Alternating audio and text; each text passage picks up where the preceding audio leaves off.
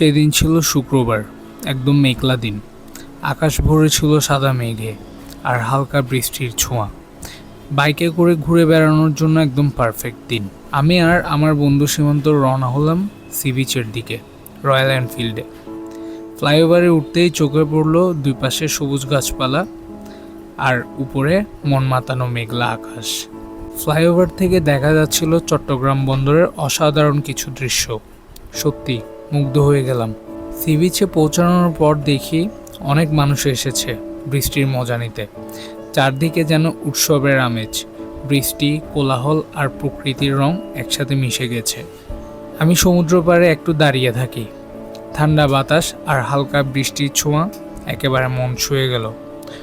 মুহূর্তটা যেন কিছুক্ষণের জন্য থেমে গিয়েছিল।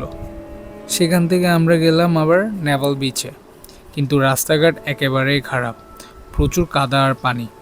বাইক চালানোয় কষ্টকর হয়ে পড়েছিল, তাই আর বেশি দূর ভিতরে ঢুকলাম না। মুখে একটা দোকানে দেখলাম গরম গরম পেঁয়াজু ভাসছে, তাই সেখানেই খেলাম গরম গরম পেঁয়াজু আর ঝাল চানাচুর। এমন দিনে এর চেয়ে ভালো আর কি হতে পারে। বৃষ্টি, বন্ধু, বাইক আর প্রকৃতি সব মিলিয়ে একটা ছোট্ট কিন্তু দারুণ স্মরণীয় একটা ভ্রমণ ছিল। কমেন্ট করে অবশ্যই জানাবেন আপনাদের বৃষ্টির দিন কেমন ছিল।